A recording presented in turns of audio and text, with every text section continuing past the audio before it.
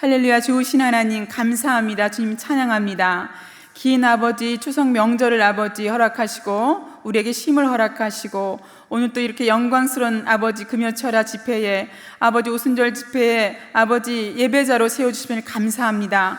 이 시간 하나님만 홀로 영광 받으시는 복된 아버지 예배가 되게 하시고 아버지 우리가 아버지 다시 한번 영적인 아버지 또 회복을 얻는 복된 시간이 될 수 있도록 기름 부어주시고 역사하여 주시옵소서.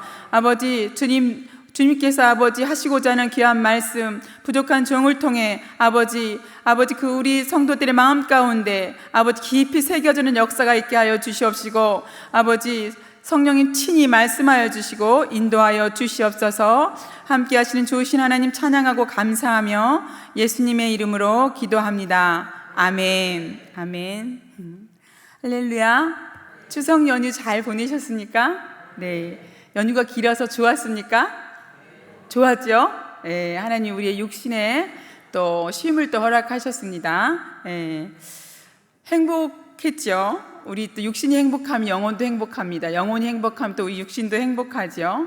그러나 이제 연휴가 이렇게 길면 저 같은 경우는 영적으로 많이 힘이 들어요. 기도를 그만큼 하지 못하고 또 이제 믿지 않는 가족들과 부딪혀야 되기 때문에 또 내가 믿는 자로서 또 이렇게 목사님께서 사랑하는 명절이 되라고 전도하는 명절이 되라고 했는데 그 어떤 기준치를 또 달성하지 못했다고 생각하면 연휴가 조금 버겁고 힘이 들 수 있습니다.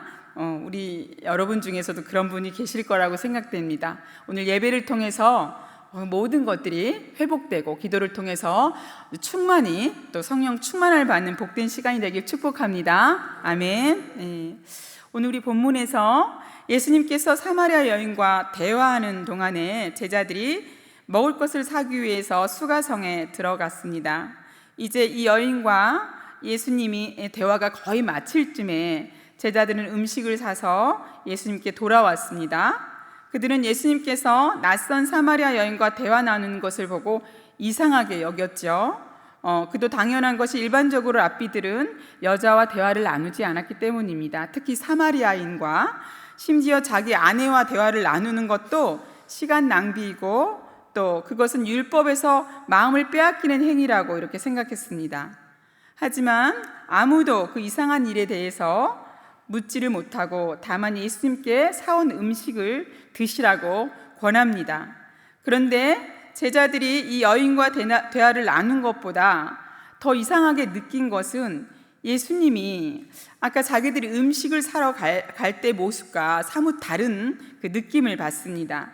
그때 예수님은 내게는 너희가 알지 못하는 먹을 양식이 있다라고 말씀하시죠. 그래서 제자들은 누가 먹을 것을 예수님께 갖다 드렸는가 생각합니다. 이것이 오늘 우리가 함께 생각해 보려고 하는 주제입니다. 예수님께서 먹는 것과 관련해서 하신 말씀이 많이 나오죠. 예수님은 공생의 초기에 40일을 금식하신 후에 사단에게 시험 받으실 때도 떡의 문제로 시험을 받으셨습니다. 그때 예수님은 사람이 떡으로만 살 것이 아니고 하나님의 입으로 나오는 모든 말씀으로 산다고 대답하셨습니다. 여기서 우리는 인간 생존의 또 다른 방식이 있다는 사실을 보게 됩니다. 사람이 밥 먹고 산다는 것은 이치이고 원리입니다. 명절에도 우리가 맛있는 것을 많이 먹었죠. 네. 그러나 예수님께서는 그것을 부정하신 것이 아니라 사람은 그것만으로는 살지 못한다는 것입니다. 사람이 만족을 얻는 것은 밥을 먹는 것 외에 여러 가지 방식이 있죠. 배부르다는 것은 만족을 표시하는 하나의 방식입니다. 먹는 것은 가장 원초적인 방식의 만족일 것입니다. 사람은 누구나 욕구가 많습니다. 심리학자들이 여러 방식으로 인간의 기본적인 욕구를 설명합니다. 기본적으로 인간은 영적인 만족을 추구하도록 창조되었습니다. 예수님께서는 그것을 이렇게 설명하고 계신 것입니다. 지금 제자들이 생각하고 있는 것은 떡을 먹는 문제였습니다. 그러나 예수님은 지금 다른 이야기를 하고 계시죠. 우리도 세상을 살면서 부인할 수 없는 것은 떡의 문제에 너무 많은 관심을 두고 살아간다는 것입니다. 그런데 그렇게 살아가는 우리에게 예수님이 도전하시는 것은 너 떡으로만 살 수 있니? 이런 거죠. 떡으로만은 살 수 없다 그러시는 것입니다. 다른 게 있다고 하시죠. 그 배부름에 대해서 아느냐고 도리어 물으시는 것입니다. 그것은 하나님의 입으로 나오는 그 모든 말씀으로 사는 것인데, 특히 여기에서 예수님이 말씀하시는 것은 그 말씀을 순종하고 살아가는 만족에 대한 문제입니다. 우리 시편 40장 8절 한번 읽어볼까요? 나의 하나님이여, 내가 주의 뜻 행하기를 즐기오니 주의 법이 나의 심중에 있나이다. 아멘. 이렇게 하나님의 말씀, 하나님의 뜻에 순종하는 기쁨을 이렇게 시편 기자는 말하고 있습니다. 우리 32절 같이 한번 읽어보겠습니다. 32절 34절.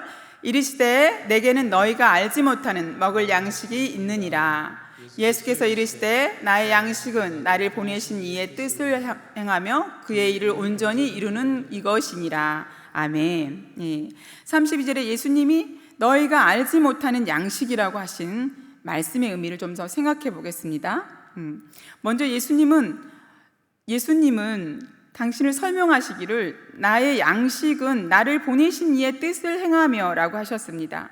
여기서 주목해야 할 것은 나를 보내신 이라는 부분입니다.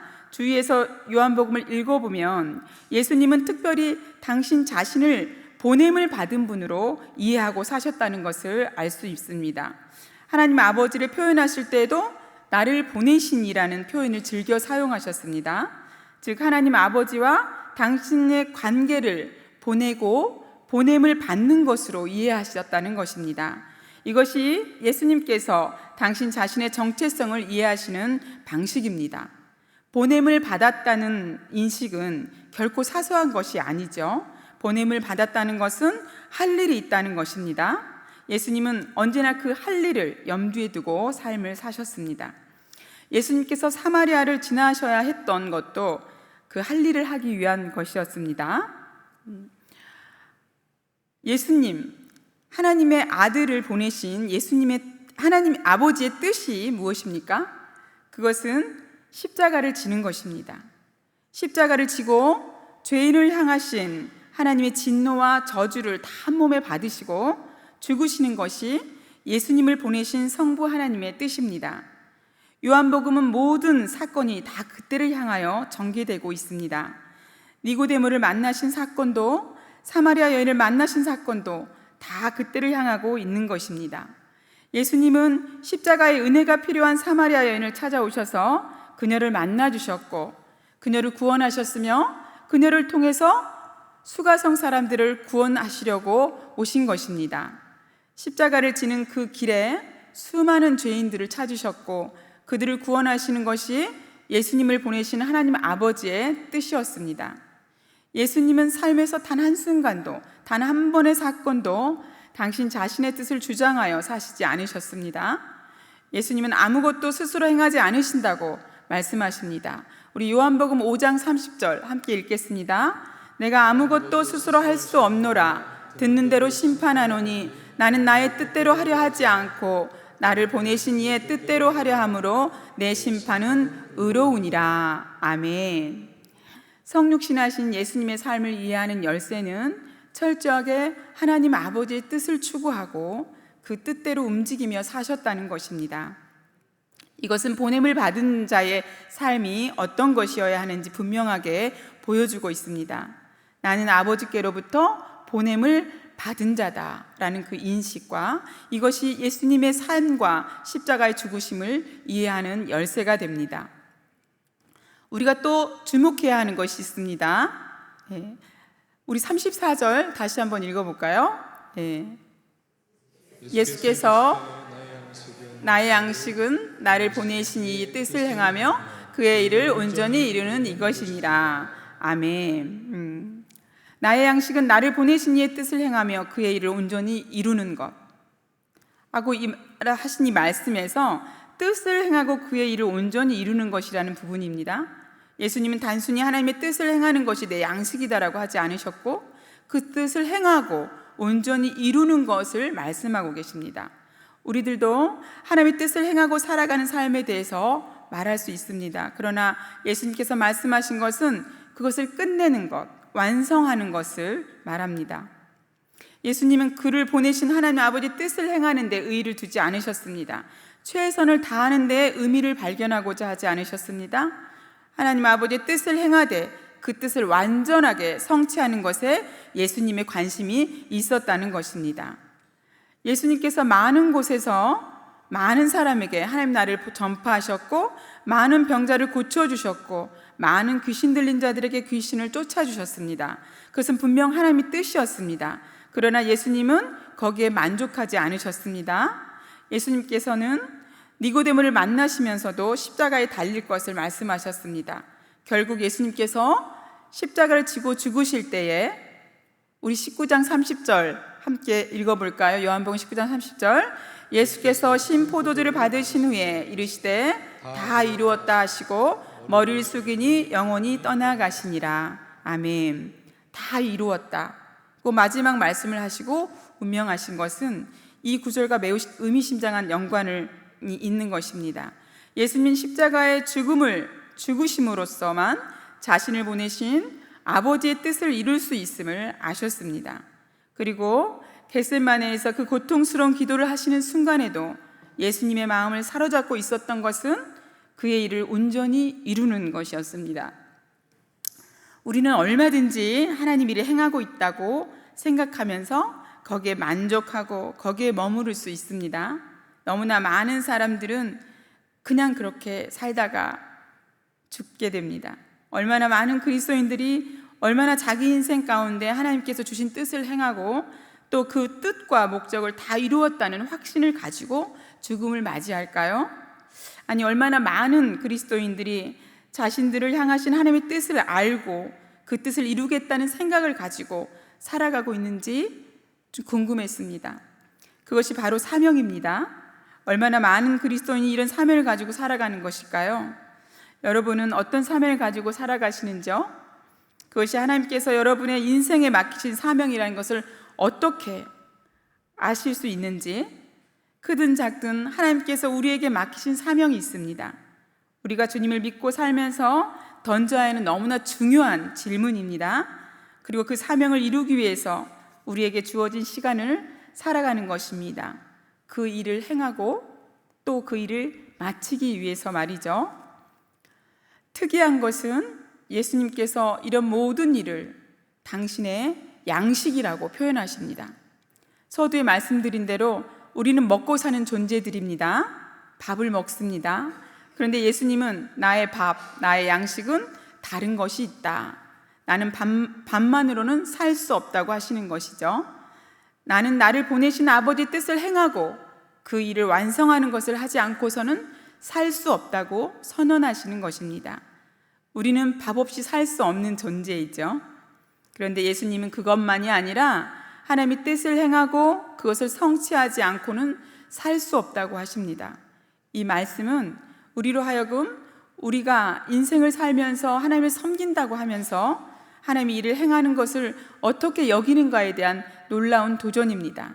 아니, 우리 삶을 어떻게 인식하고 살 것인가에 대한 도전입니다.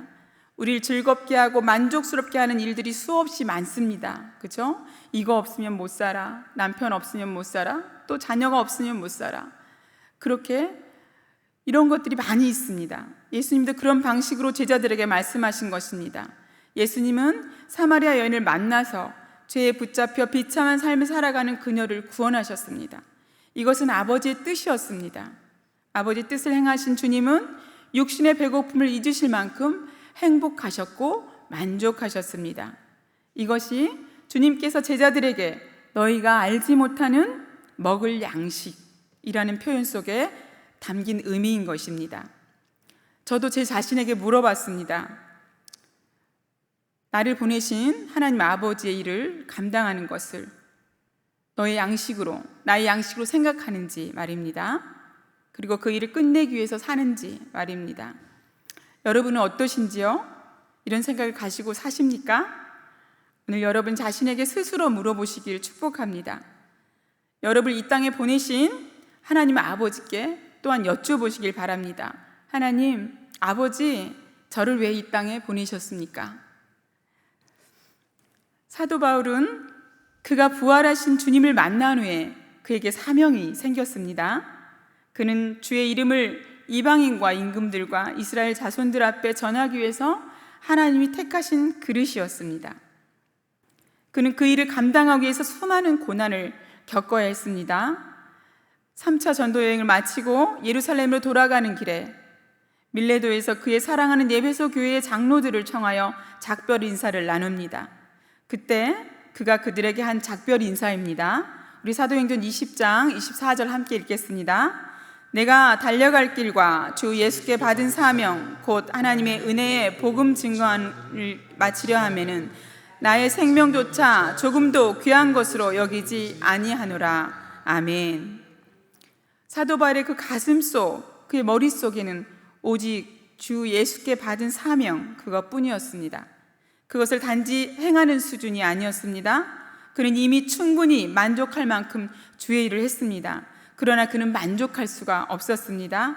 언제까지 말입니까? 마칠 때까지 말입니다. 사도 바울이 이렇게 말할 수 있었을 것입니다. 나의 양식은 주 예수께 받은 사명 곧 하나님의 은혜의 복음을 증언하는 일을 마치려는 것이다 라고 말입니다. 우리 다시 본문으로 돌아가서 예수님은 이어서 이렇게 말씀하셨습니다. 우리 35절 함께 읽겠습니다. 너희는 넉 달이 지나야 추수할 때가 이르겠다 하지 아니하느냐? 내가 너희에게 이르노니 눈을 들어 밭을 보라. 벌써 희어져 추수하게 되었도다. 아멘. 보통 팔레스타인 땅에는 파종을 하고 추수를 하기까지 넉 달 정도가 소요됩니다. 이것이 자연의 원리이고 법칙이죠. 그런데 예수님은 영적인 원리는 그렇지 않다고 말씀하시죠. 영적인 원리는 인간의 계산을 뛰어넘는 것이고 측량할 수 없는 것입니다. 주님은 조금 전 제자들이 먹을 것을 사러 간 사이에 그 짧은 시간 동안에 한 사마리아 여인에게 씨를 뿌리셨습니다. 그런데 한 영혼 안에 뿌려진 그 씨가 순식간에 자라서 지금 밭 전체가 추수하게 된 것입니다. 사마리아 여인은 예수님과의 짧은 만남을 통해서 이분이 메시아라는 사실을 깨닫게 됩니다. 그리고는 흥분해서 자기의 물동이를 놔두고 자기 마을로 뛰어들어갔습니다. 물동이를 버렸다는 것은 더 이상 나는 갈급하지 않다는 거죠. 그리고 마을 사람들에게 말했습니다. 이 사람을 보라고 말입니다. 그는 메시아가 아닌가? 그래서 마을 사람들이 듣고 주님을 만나기 위해 지금 저 언덕 너머로 내려오고 있는 것입니다. 사마리아 사람들은 전통적으로 흰옷을 즐겨 입었다고 합니다. 그래서 그들이 흰옷을 입고 언덕에서 내려오는 그 모습이 마치 하얀 그 모습이 눈을 들어 밭을 보라 벌써 희어져 추수하게 되었도다 이렇게 말씀하신 것입니다. 우리는 영적 추수의 원리와 시간을 우리의 계산이나 우리의 경험으로 가늠할 수 없습니다. 어떤 사람은 니고데모와 같아서 오랜 시간이 걸려서 거듭나는 사람이 있는가 하면 어떤 사람은 사마리아 여인과 같이 단순하게 주님과의 잠깐의 만남을 통해서 거듭나는 사람도 있습니다. 예수님은 승천하시기 전에 제자들에게 명하시기를 너희는 모든 족속을 제자를 삼아 아버지와 아들과 성령의 이름으로 세례를 주라고 하셨습니다. 이것은 교회에게 주신 명령입니다. 아버지께서 아들을 보내신 것과 똑같이 아들 대신 예수님께서는 우리를 보내시는 분이십니다. 아버지께서 나를 세상에 보내신 것 같이 나도 그들을 세상에 보내었고 요한복음 17장 18절을 말씀하고 있습니다. 방식은 똑같습니다. 하나님께서 예수님을 보내셨고 예수님은 우리를 보내신 것입니다. 우리에게 또 우리 교회에게 또 하나님께서 주신 사명이 있지요. 그것은 하나님으로 인한 기쁨을 누리고 확산시키는 것입니다. 그런데 그 일을 할 뿐만 아니라 우린 그 일을 끝내야 하는 사명을 받았습니다. 그것은 바로 땅의 모든 족속이 다 하나님으로 인한 기쁨을 누리게 되는 때입니다. 즉 지상명령을 완수하는 그날입니다. 우리도 이렇게 말할 수 있어야 합니다. 하나님으로 인한 기쁨을 누리고 이 기쁨을 모든 족속에게 확산하는 일을 마치려는 것이 우리의 양식이다 라고 말입니다. 우리는 그 만족을 누리면서 살아가도록 부름받은 사람들입니다. 우리의 배고픔은 바로 여기에 있어야 할 것입니다. 하나님, 저는 하나님으로 배부르기를 원하고 하나님을 즐거워하는 기쁨으로 채워지기를 원합니다. 이것이 우리의 양식이 되게 하여 주시옵소서. 그리고 그 기쁨을 전하는 것이, 이 기쁨을 확산하여 다른 이들이 땅끝의 그 백성들의 이 기쁨을 누리게 하기까지 생명을 귀한 것으로 여기지 않는 마음을 주시옵소서. 이렇게 우리는 기도해야 할 것입니다. 언제 그 끝이 날까요? 저와 여러분이 생각하는 것처럼 먼 일이 아닐 수 있습니다. 주님 말씀대로라면 넉 달이 아니라 바로 지금이라고 하시는 예수님의 말씀이라면 앞으로 100년이 아니라 바로 10년일지도 모르겠다는 생각을 합니다. 그것은 하나님이 하실 것입니다. 우리에게 맡겨진 일은 그 사명을 감당하는 것입니다. 나는 이 사명 없이는 살 수 없어 라고 이렇게 우리가 고백하면서 말이죠. 우리 4장 36절에서 38절 같이 한번 읽어보겠습니다. 36절에서 38절. 거두는 자가 이미 삭도 받고 영생에 이른 열매를 모으나니 이는 뿌리는 자와 거두는 자가 함께 즐거워하게 하려 함이라. 그런즉 한 사람이 심고 다른 사람이 거둔다 하는 말은 옳도다.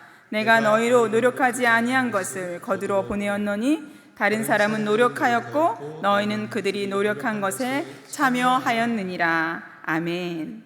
본문에서 예수님이 주시는 말씀이 하나 더 있습니다. 뿌리는 자와 거두는 자의 기쁨에 대한 말씀입니다. 언제나 뿌리는 자가 거두는 것이 아닙니다. 특별히 영적 원리는 더욱 그렇습니다. 예수님은 조금 전에 심으셨습니다.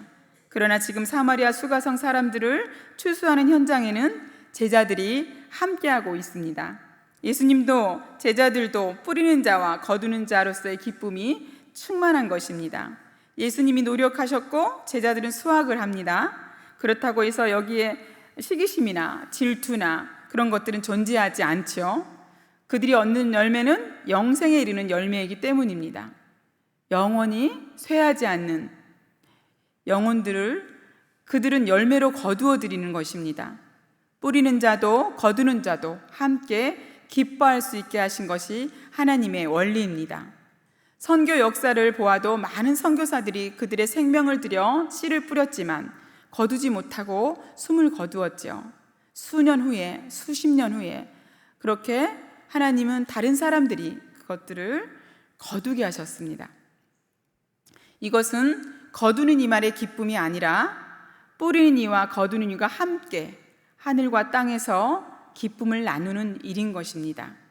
예수님은 이것을 아셨고 이것을 제자들에게 가르치십니다. 이런 기쁨을, 이런 만족을 우리 모두가 경험하며 살아가기를 소원합니다. 아멘. 단지 인생을 돈 버는 재미와 성공하는 기쁨과 자녀들이 번듯하게 되는 만족의 수준에 머물러 살려고 하지 마시길 축복합니다. 주님은 그런 양식 말고 다른 양식이 있다고 하시죠. 이것은 우리가 영영 모르고 지나가서는 안 될 양식입니다. 저와 여러분을 이 땅에 보내신 하나님 아버지의 뜻을 행하고 사는 만족이며 그 뜻을 성취하는 기쁨입니다.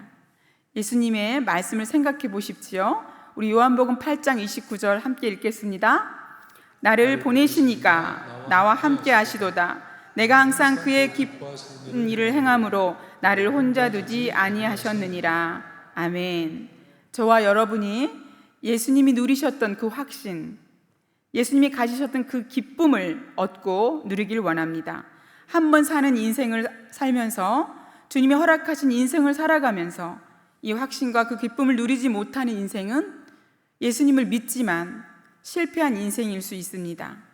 사랑하는 여러분, 이 양식, 주님이 아셨던 이 양식을 먹고 사시길 축복합니다. 저와 여러분이 우리 서울 순복음교회에서 뿌리는 자와 거두는 자가 함께 누리는 그 기쁨을 맛보길 원합니다. 하나님을 섬기는 것이, 하나님의 일을 하는 것이 억지로 하지 않으시길 축복합니다.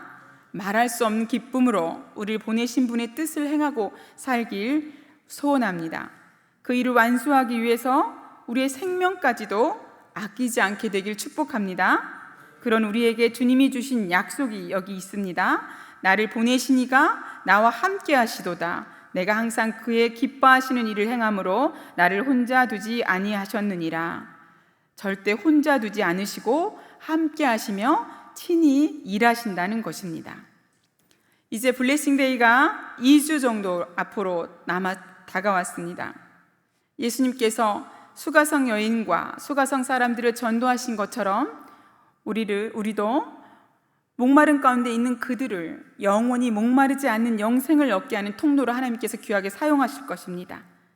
어떨 때요? 우리가 순종할 때요. 그러나 이 모든 것들이 기도 없이는 이루어질 수가 없습니다. 우리가 기도해야만 주님이 아셨던 그 양식을 우리가 알고 먹고 살 수 있습니다. 우리의 믿음의 선진들이 쌓아놓은 그 기도로 그 은혜를 지금 우리가 누리고 살아가고 있죠. 우리도 우리의 다음 세대를 위해서 기도를 쌓아야 할 것입니다. 1만 시간 기도 운동은 성령님이 친히 계획하시고 친히 이루어 가시는 사역입니다. 놀라운 하나님의 그 은혜가 결정적인 순간에 가장 적합한 그때에 쏟아 부어 주실 것입니다. 돈이 없으면 물건을 살 수가 없죠. 그렇듯이 하나님께서 사용할 기도의 양이 없다면 역사하실 수 없다는 것입니다. 하나님이 우리의 1만 시간 기도 운동을 얼마나 기뻐하시는지 모릅니다. 연휴 동안 기도하지 많이 못하셨죠? 그래서 힘드셨죠? 우린 영적인 존재이기 때문에 기도하지 않으면 별것 아닌 육신의 생각이 올라와서 힘들게 합니다. 반드시 우리의 소망 되신 예수님이 계시는데도 불구하고 우리는 순간순간 절망을 경험하기도 하죠. 그러나 걱정하지 마십시오. 오늘 기도를 통해서 하나님이 온전히 회복해 주실 것입니다. 우린 영적인 존재이기 때문에 기도하지 않으면 그렇게 고단해집니다. 오늘 기도를 통해서 회복하고 우리가 알지 못하는 예수님의 그 양식이 우리의 양식이 되는 은혜가 부어지기를 축복합니다. 우리가 기도하면 하나님께서 우리 오이코스들을 만지실 것입니다. 함께 우리 또 기도하면서 우리의 영혼의 회복과 또 우리 오이코스들과 우리 교회를 위해서 또 다시 한번 회복의 시간이 되기를 축복합니다. 아멘. 우리 찬양하고 기도하겠습니다.